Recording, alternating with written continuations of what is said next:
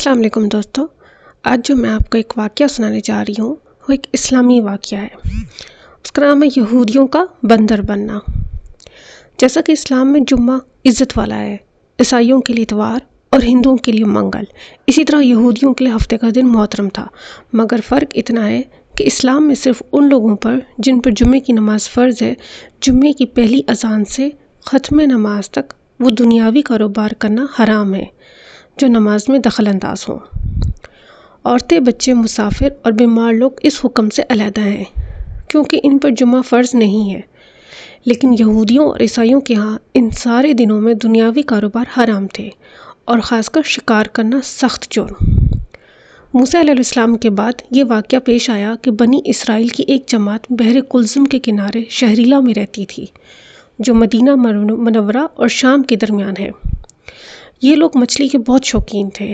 رب کی شان یہ کہ ہر ہفتہ اس دریا میں بے شمار مچھلیاں نمودار ہوتی تھیں، یا تو ان کے امتحان کے لیے یا اس مچھلی کی زیارت کے لیے جس کے پیٹ میں حضرت یونس علیہ السلام رہتے تھے۔ باقی دنوں میں سب مچھلیاں غائب ہو جاتی تھیں۔ ان کے منہ میں پانی بھر آیا اور سوچنے لگے کہ کسی تدبیر سے ان کا شکار کرنا چاہیے جس سے شکار بھی ہو جائے اور ہفتے کے دن کی محرومتی بھی نہ ہو۔ آخرکار ان عقل مندوں نے یہ حل سوچا کہ دریا کے ارد گرد بہت سے گہرے غار کھود دیے اور دریا سے اس غار تک نالیاں بنا دیں۔ جمعے کی شام کو ان نالیوں کا منہ کھول دیتے تھے کہ پانی کے ساتھ مچھلیاں ان گڑھوں میں آ جائیں، اور اتوار کے دن ان گڑھوں سے پکڑ لیتے تھے اور کہتے تھے کہ ہم ہفتے کو شکار نہیں کرتے۔ انہوں نے وہ مچھلیاں خوب کھائیں اور فروخت کی، جس سے یہ بہت بڑے مالدار ہو گئے۔ 40 یا 70 سال تک ان کا یہ عمل رہا۔ یہ لوگ کل 70,000 تھے۔ ان کی 3 جماعتیں بن گئیں، ایک تو شکار کرنے والوں کی، دوسرے اس سے منع کرنے والوں کی، اور تیسرے خاموش رہنے والوں کی۔ یہ لوگ کل 12,000 تھے۔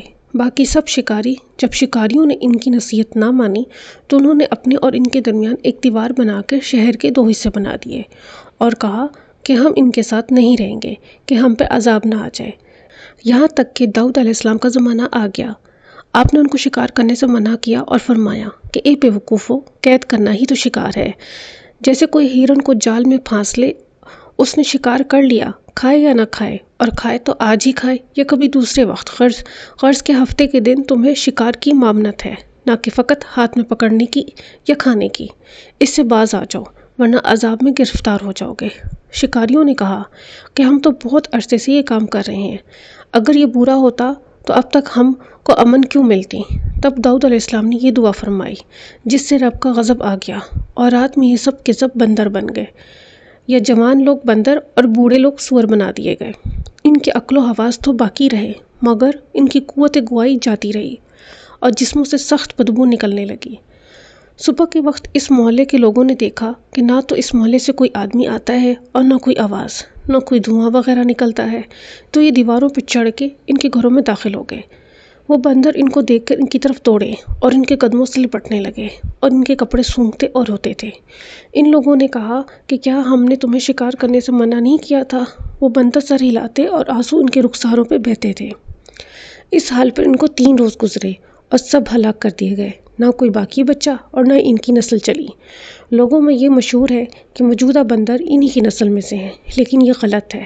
ان سے پہلے بھی بندر تھے، اور یہ موجودہ بندر ان سے پہلے بندروں کی اولاد میں سے ہی ہے، کیونکہ صحیح روایت میں ہے کہ کوئی مخص شدہ قوم 3 دن سے زیادہ نہیں جیتی، نہ کھاتی ہے نہ پیتی ہے، اور نہ ہی اس کی نسل چلتی ہے۔ تو لوگوں، کیسا لگا آپ کو یہ اسلامی واقعہ؟ مجھے کمنٹس کر کے ضرور بتائیے گا۔ شکریہ۔ اللہ حافظ۔